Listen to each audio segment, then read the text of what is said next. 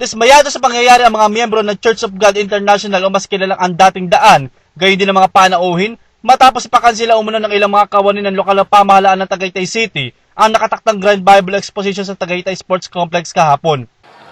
Wala naman tayong kasalanan sa kanila at ginulo yung, yung pagtitipon natin na yon. Kaya lang parang may nag-penration daw sila na galing sa taas, kaya napilitan tayo mag-pack up. Bago po bigla po natigil.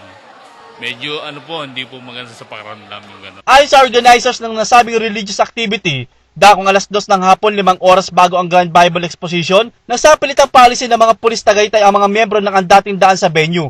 Ayon umano sa administrador ng Tagaytay na si Engineer Gregorio Monreal, wala umanong kuryente ang nasabing venue, kaya ay pinapakansilan nila ito. Subalit ayon kay Albert Comia, organizers ng nasabing event, bali po ang ginawa natin, kumuha po tayo ng generator sa pangunguna nga po ng ating mga tagapanguna na para matuloy. Ano ho ito? May bahid ho ito ng relihiyon.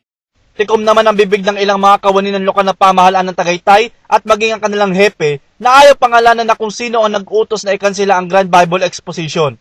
Ayon naman sa isang human rights lawyer na si Atty. Pasing Rosal, hindi umano makatwiran ng pagpapaalis ng mga otoridad sa mga miyembro ng dating daan sa kabila ng legal ang kontrata ng mga ito. Tinitignan ngayon ng grupo ang posibleng pagsasampa ng kaukulang aksyon sa mga kinauukulan dahil sa itinuturing na panggigipit sa grupo ni Brother Eli Soriano. Jeff Kilog para sa Hataw Balita ng UNTV News Worldwide. Jeff Kilog para sa UNTV News Worldwide. At ito ang balita